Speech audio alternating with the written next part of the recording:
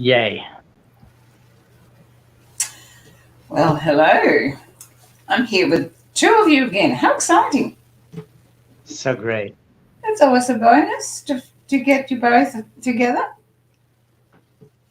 So, welcome to whoever and however many people come to spend time with us, which is always so exciting. For me, today, I'm going to hand it over to you, Sofran, because it's a topic that you suggested. And the word that I left out was the gift or the hidden gift of being human. So, what an amazing topic, because it is something I think that we all tend to not really give much focus to. We're so busy being human that we don't really stop and going, well, what does that mean? And what does it offer us? And how? And you and I have done a dive into that some time ago, which I listened to the other day, and it was very, very lovely. So, after you've watched this, I would recommend maybe if we put that link in as well, because I think they're going to just blend in beautifully. So, what for you is the hidden gift of being human? So great, Yvonne. Yes. What an opportunity to explore something about our humanity, the being in being human. For me, what came up in wanting to bring this subject forward as a topic that I feel is very relevant to relate around is the busyness that we're all exposed to, and the amount of noise and the amount of distraction and the amount of information that we are bombarded with. It is so easily taking our focus and attention away from the inner world that is alive in us always. And this is more that indigenous landscape, that indigeneity of our soul that is here on the earth as part of the greater totality. And we are each individually on a journey, on a hero's journey, in which we get opportunities to grow and expand through the process of radical change and the universe upending us, and really the archetypal nature of this human world that we get to navigate. The consciousness provides us the opportunities to radically sometimes reflect on what our values are, and what our purpose is it what it is that I'm doing really in alignment with what it is that my spirit, that my inner world is saying a full yes to. And I have for myself delved into all of this in so many different ways to really cultivate and bring forth and forward, outward more, this inner world's experience and the journey that I get to have as a human being, and being more present with that. And one of the things that I feel has been really beneficial in cultivating a sense of reverence for the gift of life, for the gift of being here, for the gift of being able to explore reality and come here to Earth, Terra, Gaia, to be here and to take the lens out and zoom out way above this beautiful Earth terrain and see that we are each all navigating. And we can see that we're all like little ants in this busy form of some kind of a matrix that is involving transportation and electrical communication and going off to the supermarket and all that practical stuff that comes with quote unquote being human in the year 2022.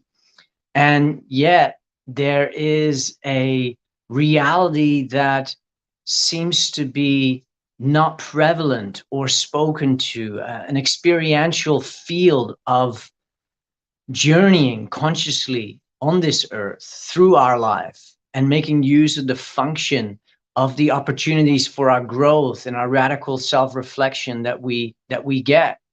And we've often spoken about the programming that has kind of disconnected us from this inner sanctuary, this world of being, this frequency that we call the frequency of the new earth. And for me, exploring the real gift that is seemingly hidden from us because our westernized and modernized and capitalized societal framework isn't putting relevance or significance onto the more subtle and the more spiritual reality that we actually get to navigate. And in that, I see that our gift as human beings is that we are able to become master navigators of the journey beyond just getting stuff done and beyond making sure that we have enough digits in the bank account to keep our livelihood in place and a stability with that in place. And that's what I feel today is a beautiful opportunity for to relate around. And I want to hand it back to you and open it up to Shay as well to to talk around this inner inner world, this world beyond what we are bombarded with or what shows up in our physical reality and our visual perception, that there is so much more that actually wants to be seen and heard and known and felt and danced with and played with and navigated with, that is not being taught, it's not being shown how to do that. And I feel it's a subject dear to my heart because I have become who I have been because I have journeyed so much in the internal landscape, in the archetypal world that is full of messages and full of symbolism and full of communication and communion with a world that we have not been taught or raised with is all around us all the time. I love it because I can feel that passion in you, and I think this is what all three of us have in common: is this passion for humanity.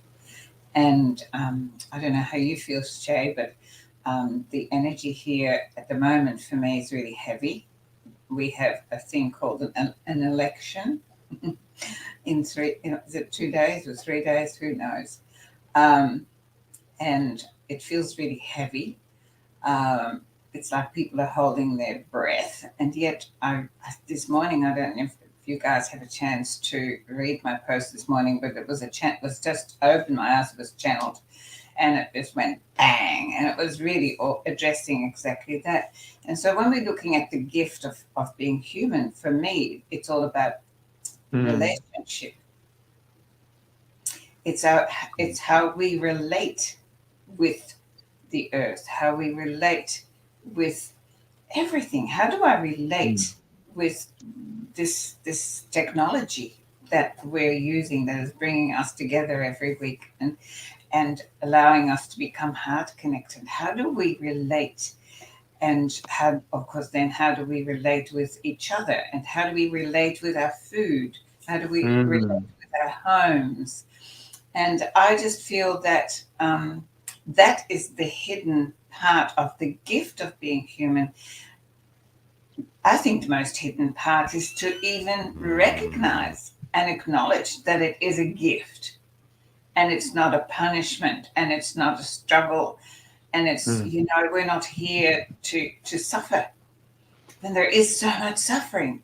And that is put upon us by people, not by our creator, not by the earth, but by other people. And, to use one of, what is his name? Whatever, to say, the more we acquiesce, comply, the more we give permission to have that gift diminished. And the earth that is revealing itself as we are leveling, up towards a higher state of consciousness is, to me, all about this realization that what do you do with a gift that you treasure? We don't treasure our gift of being human. We are so embroiled in the maintenance of that.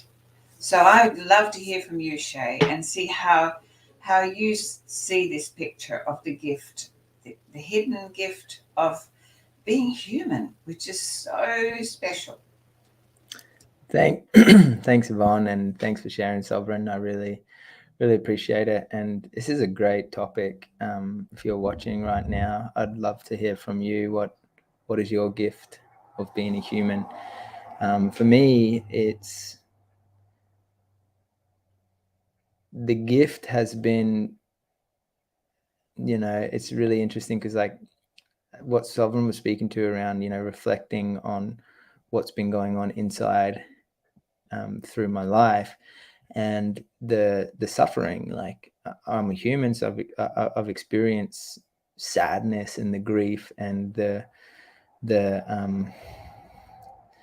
shame and all of the tougher, denser, heavier kind of emotional experiences that often I will try to like cast aside or not look at or suppress or avoid and not go into. But that's where I've really recognized upon reflection and seen it from another perspective outside of myself and looking from a more curious inquiry lens, that although it was hard at that point to go through all of that experience, and what I'm relating to is when I was a boy, my identity was a sportsman. I was an athlete, and the moment I was told after going through 3 major knee reconstructions that I couldn't be an athlete anymore, the thing that I loved the most and I was so passionate about, I was terribly distraught and I was extremely sad, and my whole identity had collapsed. And befriending or appreciating the gift that presented in my life now has really made me have a new, a beautiful way of moving forward, in recognizing that being a human, we're multidimensional. And what I mean by that is like, I have, this physical body, which I can run around in, be athletic and be really fit. And then I got this emotional body, which is often quite emotional, but I do somehow a good job of suppressing a lot of those emotions, which then amplify when I suppress them more. And then, there's so many other dimensions: the psychological dimension of being a human, the intellectual, the social, the sexual. And what I've noticed in my life is that when I haven't appreciated all of the areas of life as a gift, then I've been out of integrity, and I've been out of alignment, and I've been out of my own resonance with my heart of actually accepting and acknowledging and being grateful for the gift of all these areas of life. And it's come to, tap me on the shoulder, or after some time, give me a big smack across the face, or even more time, ended up going through immense physical suffering and pain through having 3 major knee reconstructions, for me to finally sit me down and recognize the gift of being a human being in this world, in this life. And like as Sovereign said, to recalibrate to a life that is in alignment with a higher purpose, a greater purpose, that wasn't just about, oh, little me, oh me, little Shay, my identity, what I'm doing, but actually contributing back to a bigger, more beautiful and more interconnected story that is contributing and of service and giving back to others. And that's where I feel really aligned with Yvonne. As she said, we're also passionate because like we're really ultimately having these conversations every single week. Yvonne has been so consistent in that and so amazing in that, because we want to open up this conversation around ultimately inviting others who are watching right now, if you're listening or watching, inviting you the opportunity to also just feel and hear the resonance of the words, and then take that moment to reflect on your life, reflect on your whether it's your career choice. For example, I had a couple of people recently tell me, oh, I'm out of a job, and and I said, wow, congratulations. And it kind of shocked them. But, it's an opportunity to reflect, was my job in alignment with my true purpose? And what an amazing opportunity to have a moment in stillness to reflect on what it is that my purpose actually is. What am I here to do as a human being? What is my gifts as a being on this earth? And yeah, it's this really, really great opportunity to have these conversations. So I want to thank you guys for inviting me. And Lindy Lou is joining us on YouTube. She says, Kia ora, precious heart. So it's nice to have those peoples and those live interactions. But I guess I would like to pass it over to Sovereign and hear more about this gift of being a human. Wonderful. Yeah. There seems to be a belief out there in the world that because of the conditioning that the Western mind has been cultured into, that we're at the receiving, as humans, we're at the receiving end of life happening to us. And through the study of syntropy and the study of nature and really getting into ecosophy, the spiritual, philosophical journeying through the mystical, quote unquote, spiritual, but really the natural world, and eliciting out of that and discovering out of that the strategies of life, the patterns of the universe that aren't just patterns in nature that repeat themselves because the leaves kind of follow this beautiful spiraling dynamic. That is one component or one strategy of life by which we can observe what life is doing. But there is so much more embedded and intrinsic in the life strategies. And what I have really come to appreciate is studying nature allowed me to see the intimate relationship of life with death, and that without death, life actually can't exist currently. There may be a fantasy for some of us that we would love to be immortal. And in a sense, on a deeper level, we are, because we are spirit essence, and our soulful spark, once we leave this physicality, continues onward. And yet in that process of dancing with death, both in the physical and in the spiritual, I've had my encounters where I was meeting that threshold within my cells, where I wasn't sure if I was kind of come out on the other end, and coming to peace and coming to acceptance of that process instead of resisting it through the mind and all the stories, has allowed me to become a conscious dancer and a conscious navigator with the process of change, which is what death really is. Because the only ever constant in life is change. And what changes in life is through succession. We see different species emerging in agroforestry systems, but we see in our own inner agroforestry journey, we see our inner landscape, we see this opportunity arise of like, oh, I lost my job. And all of a sudden there is a cleaner canvas, and that can feel daunting because it's change. And the relationship with death of an old identity, of an old story, of old stability may feel uncomfortable. But when we train ourselves and willfully show up to be with the feelings, to allow them to arise, and to discover the gift in that, the gift in the rawness, the gift in the confrontation, that we get then an opportunity to see that there's actually more that becomes available through that process that we otherwise would not have pursued. And so this idea of life happening to me, and therefore me being in the victim role, and me sitting in a place of I don't necessarily have an impact on the world around me, we've really construed as a Western mentality a lot of the concepts. And on a spiritual fantasy level, if I may say, we have this concept that we are able to manifest, and we can use our intentions. And I have found that I used to practice that kind of from here, and then I try to do it also from here and really feel it.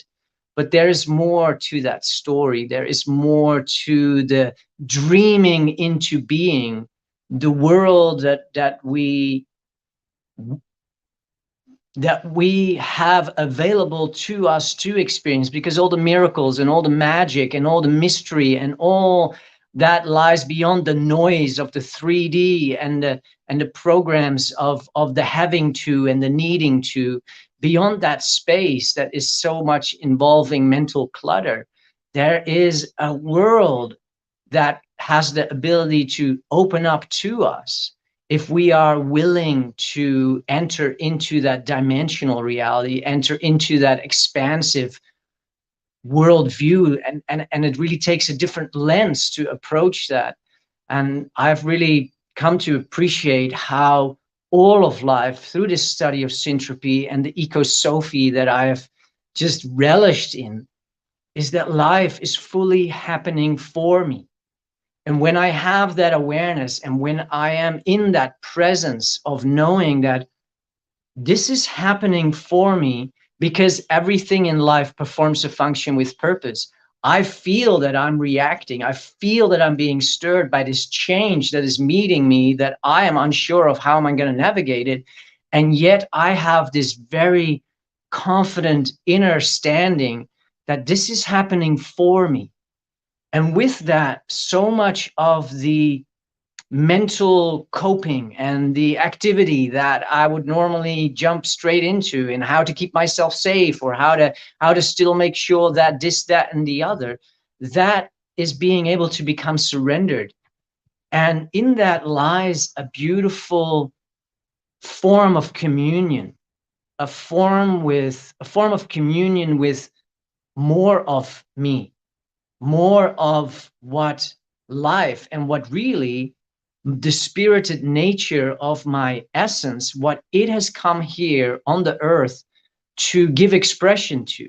And that relates directly back to the gift and the talent intrinsic in each individual species of plants. And for us as humans, it's even more unique that we're not only like a mango tree, but we're a mango tree with very distinct colors that are unique only to us. We have a unique voice only to us. We have a unique gift. We have a unique pursuit of what we came here to explore on the earth as the navigators of this earth terrain that we are. And having that sense of like, life is happening for me, is given me a deep appreciation of, therefore, also the gift of being this human being that can receive that as opposed to resist that, that can embrace it even if it's uncomfortable, because I've come to comprehend that it's performing a function with purpose. And that allows me to navigate the waves and the stirrings with more grace, because I have more comprehension as to what's actually really going on. In the past, it was my mind that said, oh, this is what's happening. That's not good. This is not right. Judgment, judgment, label, label, label. And now it's much more a space where I'm like, okay, this doesn't feel comfortable, or holy, this is, and yet there is that awareness, there's that inner voice, that there's that inner knowing that has already come to remember, both intellectually and from past lived experience, this is likely a gift. I can't see it yet. I don't understand it with my little froopy mind that is trying to render it into some sort of a box. But my inner being knows I'm being offered a gift of change, which usually leads to adventure and transformation and new experience, and therefore new expansion.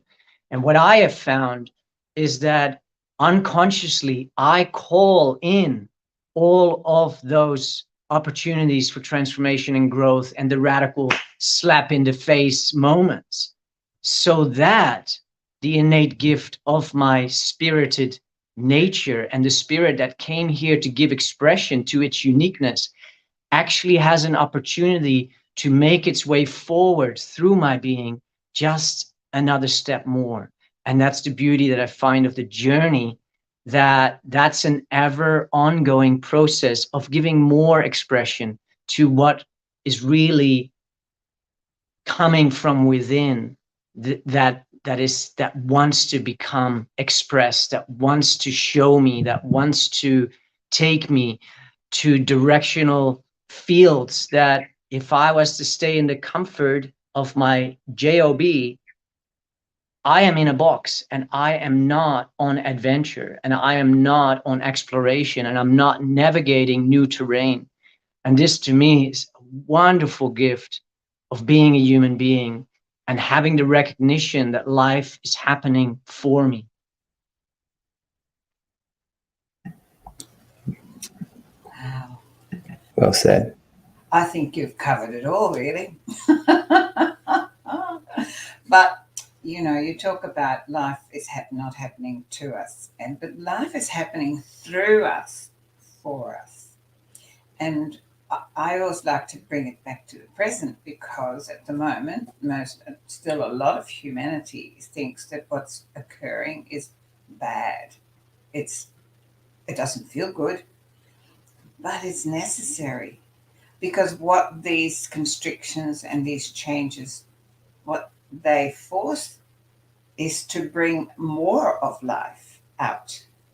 Because whilst we keep ourselves in the box or ruled by another, or not following our passions and not offering our gifts in service, then the life that is moving through us and is for us is very limited. So I get that all the time, Shay, and I so get it. People walk in and go, I've lost my job, and I go, yay! And then, have I come to the right place? Yes, you have, because it is life saying to you, there is more for you within you waiting to be expressed, to be explored. And I see that so much today in these communities that we are creating, where people are exploring, the people that have walked away from their jobs, and they have found that they have creativity within themselves that they had no idea was still hidden. And I think these are the hidden gifts that we're talking about, is this life force that is flowing through us. How much of that are we setting free to explore, expand, and be an adventure with, as you say, Sovereign? And that is an ongoing thing. When I look back at my life, it's always been the most horrendous moments that have given me the greatest gift in hindsight. No, it's not fun to go through, but we're the survivors. If we're all here as survivors of those tough moments, of those moments where we listened, where we have gone within and go, okay, well, obviously I, zigged when I ought to have zagged. And so let's begin again. What is next? And so then I always find that there are doors opening if you're open to them. But if you reduce yourself into a victimhood of fear, then those doors, you can't see them. So I'm constantly looking for, where's my next door? What is the next issue? I'm going through one at the moment. My vision is not as good as I'd like it to be. And I think it's only because I need more, better glasses, because doing, these morning posts every morning, first thing as I wake up and sitting looking at a screen, is taking its toll after 700 and whatever, nearly 50 days. And so I'm like, don't take away my ability to see. And of course I get this laughter going on, going, well, you see so much already. What do you need your eyes for? I'm going, no, I'm human. I need my eyes. And so I know that this is telling me to slow down, to stop, to readjust. and these things happen to us all the time, but we see everything that is becoming a struggle, that it's like a punishment. We must have done something wrong. It's one of the reasons that I do not like the word karma, because so many people feel that that is like, I have to make up for something bad I did last lifetime, or whatever that's all about. And I really believe that words have so much power. We have to be very careful how they're used. And we live in a universe of cause and effect. And so whatever you do or don't do, say or don't say, you will find that is where it's going to take you. I just wanted, before I give over to Shay, I just wanted to touch on your mention of emotion, because I think one of our greatest hidden gifts that we don't value or know the purpose of, or know how to actually utilize for our benefit, is our emotions. So, and it is because we are not taught that our emotions are valuable, that they steer us in the right direction. So when we look at our younglings and they express anger, then if you just stop and you go, they're only angry because they feel out of control. They can't control this moment in their lives. And if you understand that anger is a messenger of control, you're either feeling out of control, you want to control someone against your wishes, right? You want mum to do something she doesn't want to do, or you know, you want to control someone against their wishes, and that goes on in childhood all the time. But when you recognize that and you go, you stop and you go, tell me how you feel right now. Express your feelings. Don't scream. Just tell me how you feel. When we teach our young ones and we teach each other to put our feelings into words rather than our actions into words all the time, then would we not have totally different relationships with each other? Would we not do away with the bullying in schools? Because you would say, how do you feel? Express how you feel. And then you do not need to do what you've just done, because that, I'm sure, doesn't feel good, because it is against the life force that's in you. So this inability to understand the value of emotions. Emotions are the language between the inner and the outer. They're not meant to be utilized against us. They're not meant to be stuffed, because that ultimately will make us sick. And so they are meant to be honored and expressed with honesty in I moments, not in blame moments, not you make me feel, you did that to me, right? Or, we all know that famous thing now, that one, three fingers pointed at you. It's all about this ownership of our emoting, energy in motion flowing through us, for us, just as you say so. So back to you, Shay. Wow, I love it. Yeah, I totally agree. And yeah, just love what you shared there, Yvonne, and Sovereign as well, the power of emotions and the power of, the power of words. And I just want to share a small story on that around naming the emotions, as you mentioned, Yvonne. One of my good friends, she's from Germany. We met in North Queensland, and we were sitting in a room and chatting and having a great conversation. And she was telling me all about her upbringing, where she was in and out of a mental hospital since the age of 14. She was, when we met, she was 22 and I was 25, and we were sitting having this conversation. She had been in and out around 4 to 5 times in her life since she was 14. And I was fascinated because she was really smart, intelligent, really creative person. And I was curious what it was that, they were equipping her or teaching her or sharing with her to be able to, give her the tools to go out into the world to function and navigate and be alive and live a life as a human being, not in a institutional hospital, let's say. And she said the hardest thing was to start with naming how I'm feeling. And that was the main practice, was just putting the words, labeling the emotions of the feeling, and being able to articulate it. And so that's what she shared with me was the main practice while she was in there, particularly when she was younger.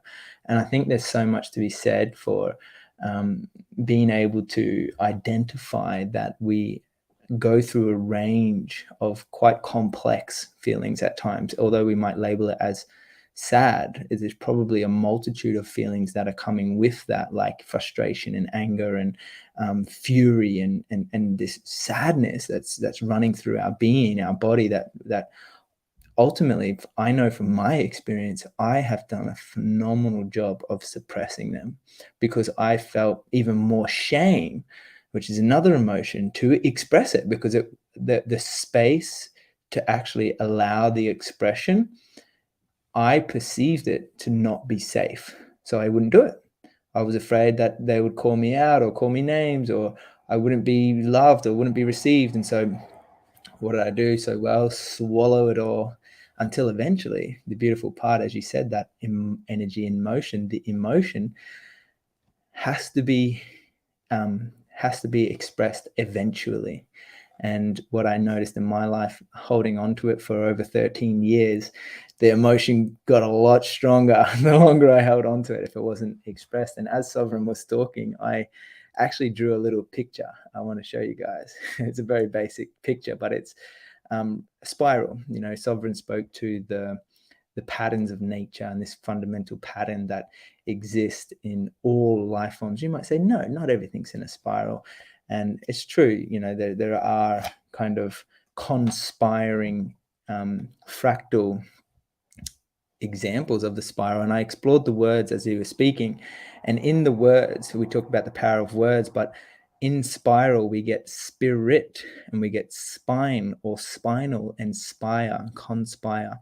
And the relevance why I'm sharing that is recognizing that in the spirit that we're talking to, there in the same word, we get the spiral, which is the essence of what makes up the universe. And we know that it's the spine in the human being as the central nervous system, that the Ida, in ancient texts, they talk about the Ida and Pingala, or the Kundalini awakening, that gives us the energy for our spirit, which we know is our breath that is coming, is non-physical. We know the breath is there, but we can't see it, and it enters into the body.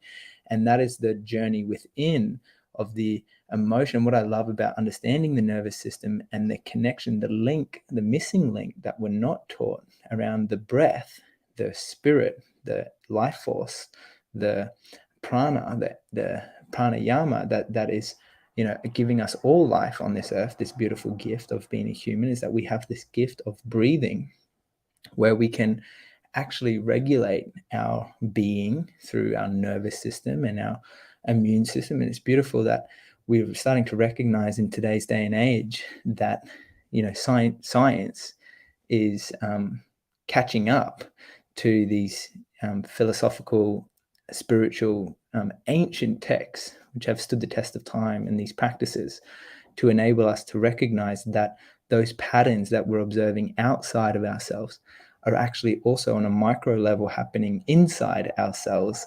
And this pattern that is represented everywhere is ultimately also expressing in here.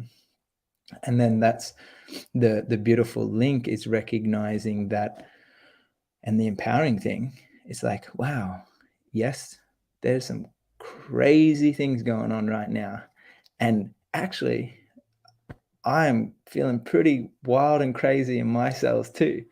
However, I know that I can, with my breath and with that connection and with my own awareness, make the choice with my free will to consent to the direction of the spiraling energy that I want to create in my life and in my environment and for my cells and for those around me. And I feel that shift, as Sovereign was talking around, seeing things from happening to me to happening for me is a radical, huge leap to take.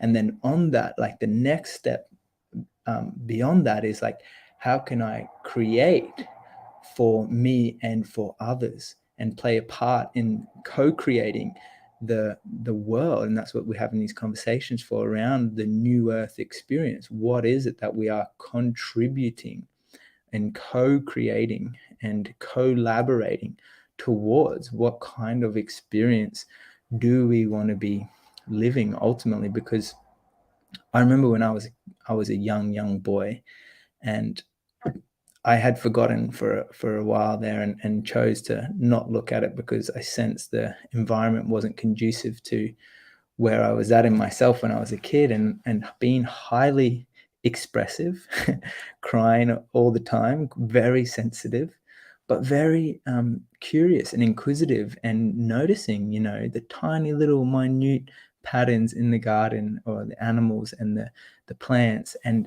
actually finding the joy and the beauty in such simple elements of life that I would explore and poke, and then suddenly get stung or get hurt. And it seems to me that that gift of having the range of emotions, from the moments of pain and suffering to the other end of the spectrum of having wonderful moments of bliss and joy, that's often orgasmic and transcendental, that we have been given the gift to be able to choose the path of what we can and want to create in the world. And having that polarity of experience, like a battery having a positive and a negative, that we have male and female, hot and cold, so-called good and bad, or right and wrong, or yin and yang, and all of these polarities of life, which enable us to recognize that at the center and at the core of our being and all of life is something more profound. And that's where it's like, in a battery, for example, we have poles, positive and negative, but in the center there is what's called a plane of inertia, which is where there's equal balance, equilibrium, right? And same too in a human being. We have, like they say, red chakra, blue chakra, and head and feet. But in the middle, where the horizontal meets the vertical, we all have our heart center, which we know is what is necessary in order to move forward in the world that we find ourselves, that we lead with our hearts, that we embrace love into our lives, and we love all those parts of ourselves that we maybe shunned or didn't like, or hid from others. And so there is innate power and significance in recognizing that equanimous equilibrium of balance in amidst the polarity. And that doesn't mean we're not gonna go up and down on the roller coaster, but we have the power to be able to work towards and intend for our lives to find that bliss point in between, or that space in between. And it's like that moment when you take a deep breath and then you exhale, and then there's space. And that's the exciting part. It's like what we can create in the space in between as a human being. I love to hear from Sovereign as we come around the circle. Whoosh. The spiraling nature of life. And when we take a spiral image, whether it's a carving on an ancient rock, or whether it's a a drawing inside in a very old cave. The spiral always is part of a pattern that humans have recognized, is archetypally and metaphorically able to communicate a lot. And I've come to see that all of the ancient and old texts and cave paintings and carvings, they're all two-dimensional. Because if they had to make the spiral three-dimensional, it would be a little bit complicated, because you'd have to find a rock, and a really big one, that has about this shape. And then you'd have to kind of carve out everything that is not of the spiral in order to get the spiral. So it makes sense that it's a lot easier to put just the concept in two-dimensional form on the rock formation or on perkament.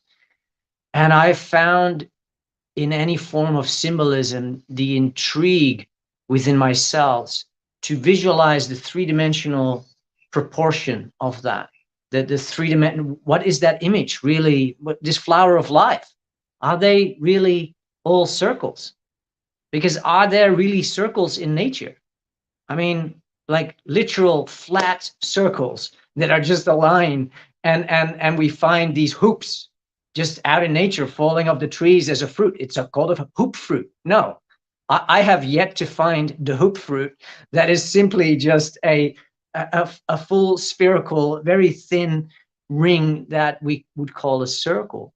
And so the three-dimensional reality that they couldn't articulate for us in the olden days, because they didn't leave a note or an attachment to the file on the wall that said, this is actually needing to be visualized in a three-dimensional reality. Once I, through the study of syntropy and nature, learned that this 2D has just been a communication form to elicit to the unfolded and the open folded full reality. And in that, we can see in this archetype and this symbol of the spiral that is true for all of life. And so as the youngling grows, its world is very small, and the spiral has just begun. And it is very close to the mother, wants to be very close to the mother. Let's hope that it had a beautiful entry into the world where it gets nurtured and nourished and gets to suckle. And slowly, as it moves through time, its circle of attention and the world around it starts becoming more available to it, because it is no longer just focused on the mother connection and the nourishment that it's requiring to grow. But the world grows as we grow older. We see more, we venture out more, we become 5, we get to ride a little bicycle, and all of a sudden our little backyard became so much bigger, because we actually were able to drive around through the little area, whether we call that our suburban block or whatever we end up with. Our terrain, our territory starts expanding. And then as we grow older, on every strata of what it constitutes to be a human being, we have expansion of awareness. We have expansion of knowledge of the world outside of the visual world. We turn on the television and we learn about the world on the other side of the earth.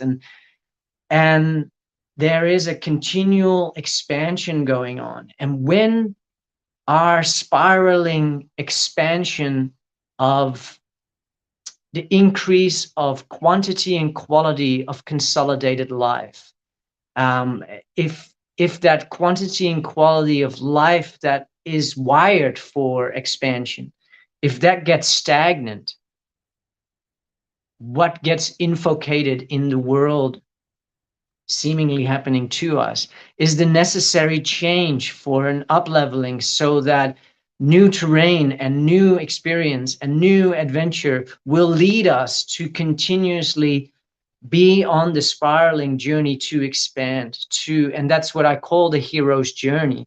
That is not a one time. Yeah, we have again, that pattern drawn out, and some of you may know the circle of the hero's journey, where it starts.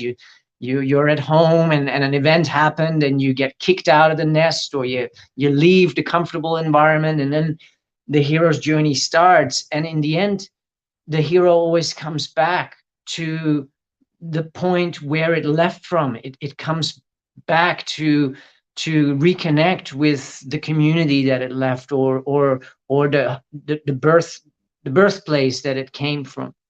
And the purpose in that is that on this hero's journey, we gain experience, and we gain insight, and we gain understanding, and we gain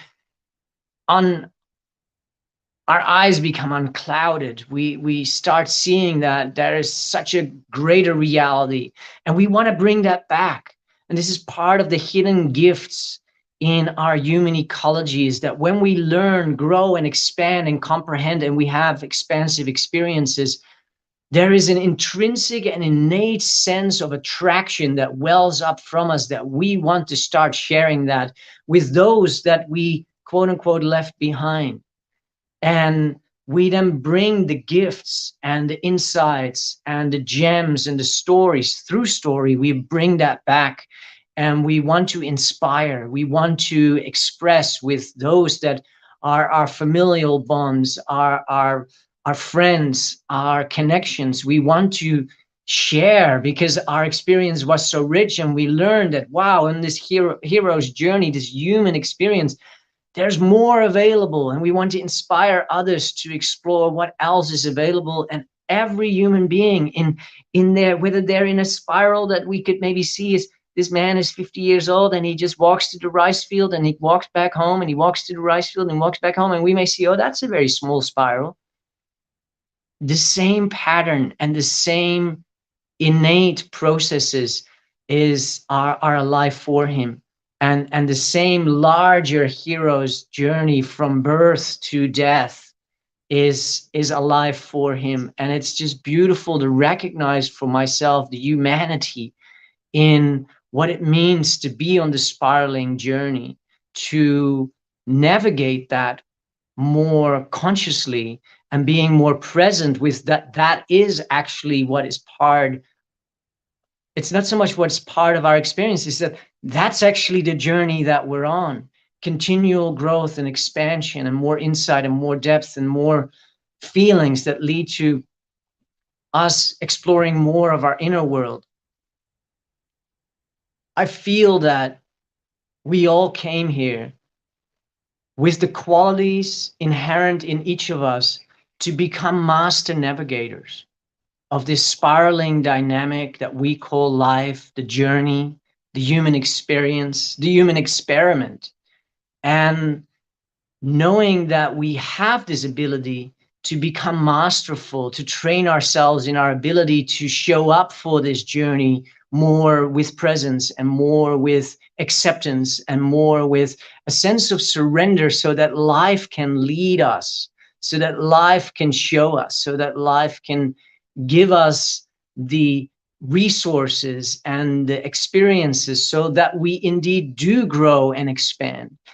In my understanding of syntropic agroforestry and succession in nature, we can become allies consciously and willfully with life performing its function for and through us. And when we do that, our growth and our expansion becomes richer. It doesn't become better or bigger or more amazing than other people. It's unique to our own. But I have found that there is more nutrient dense and nutrient rich experience available for those willing to consciously choose to become navigators of their life's journey, become the co-creators of our life story. And that is always a hero's adventure. And that's what I feel to contribute into this space, because we are each called on so many occasions to answer that call to adventure, to take this impactful experience of losing the job, and to take it as an opportunity, to take it as a call to adventure onto an expansive journey in which we can come to learn more of ourselves, more of the world, more of other people's circumstances and how they navigate. And we always then get the opportunity to share that back to the community that we stepped away from. And I see in that a beautiful cyclical nature that is very three-dimensional and is very sense felt. And it's for me uh, a strong passion to call out other people in their spirited nature to say yes to those calls to adventures, to say yes to the journey more consciously, because it's happening for us and through us so that we can indeed have a richer experience, so that we can indeed give back to the community with more insight, with more story that is uplifting and inspiring, so that others also may find the courage within them to take that step and to surrender into the process that life is offering us. So beautiful. You know, I'm sitting here listening to you both, and I took a few notes. But when you were talking about that lovely Balinese farmer, you know, walking back and forth from home to his paddy field, but that's only a small spiral if you compare it to somebody else's spiral. And for him, I think it's a giant spiral, because what I do know of the Indigenous people is that walk that they take every day, they take with true relationship to the earth they're walking on, to the plants that they are putting into the earth, to the nurturing of that and bringing the seeds to life and then using that to feed their families. That is a giant spiral. That's not a little spiral. But if you compare that to the spiral of the person who's out there flogging themselves to death to put some dollars in the bank, then yes, it might look like a small, but I think I'd rather go with the farmer. So the thing that came to mind as I was listening to you, Shay, and you're talking about the polarities and you're talking about, you know, your story, I wanted to share with you my story of birth. So I was born at the end of 1939 with with the Second World War on the doorstep, to a Jewish mum and a non-Jewish dad. And what my early experience of being human was that on the outside there was the total extreme of inhumanity being offered to me. And on the inside, in my home, there was the extreme of humanity, as my parents were constantly sacrificing life and limb to save just one person, to bring food to just one person. As my father used to take off after curfew, and if he would have been seen, he would have been shot instantly. And he would then, he had a motorbike, and he would push that motorbike as far away, because we lived very close to a military center. And so he would take off, and we never knew whether he would come home. My mother never knew if he would return, but he would go out to the farmers and he would give them things that we had that they couldn't get, because there wasn't any way of going to the supermarket or whatever. We were all, if you think, being in lockdown for a couple of years, I sometimes think, how did my parents cope? And so I was in that dichotomy of the two extremes of humanity. And when I look back at that, that was such a gift, because it gave me the opportunity of choices of what my life was to be. And so for me, any situation that is inhuman is a very simple choice to say no to, because I lived in that space that outside my door there was that extreme lack of consciousness, lack of accountability, lack of kindness that is innate in the human form. And on the inside, there was this constant fear, but no matter how terrifying it was, there was the persistent, never giving up of let's just do what we can to save one human. And that has always been for me a driving force, where to this day, when you talk about the spirals expanding, and yes, at my age, I guess I have done quite a lot of expansion. But what came to me with a little sadness at that moment was that does the spiral then contract? Because I see so many people who have been burdened by the maintenance and the suffering and the struggle of life without the connection to a higher state of consciousness, without this, realization that there is so much more to express, so much more to explore, without even the connection to the life force, because the burden of maintenance and struggle that is being put upon us by others has taken them so far away from the self-knowing. And that statement, first know thyself, that needs to come back to us. That needs to be imprinted upon our children. Know thyself. Find your intrinsic key, your frequential signature that will steer you always towards the hero's journey of the greatest expansion for you. And it is not to be put in comparison to your neighbor or your friend. It is to celebrate together and say, wow, that's your journey and that's my journey. And isn't it great? And can I support you in your journey when you need it? Or can I ask for some support when I need it? So it was really, and I bring that to today because I hadn't quite heard from you two whether we were going on or not. And I woke up this morning with this incredible heavy energy. And I thought, wow, this communication that we have was really very needed in my heart. So I'm forever grateful for that, because that is what this new earth is about, is to reach out and to be able to say, today I would like some of your energy, and tomorrow, and then I have more energy to give. So there is this continuous spiral within humanity where we are there for each other together.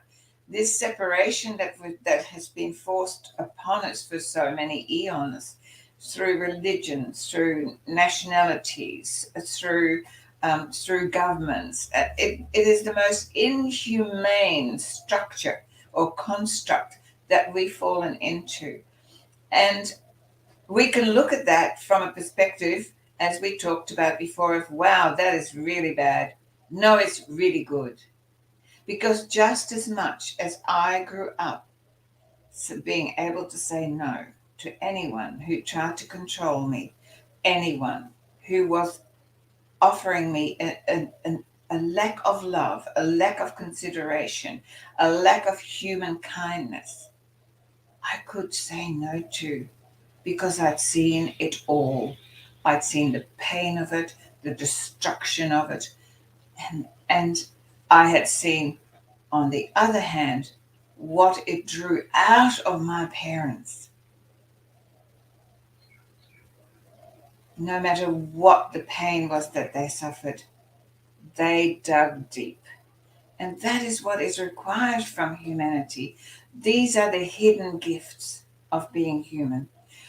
We come as multi-dimensional, multifaceted, beautiful expressions of creation.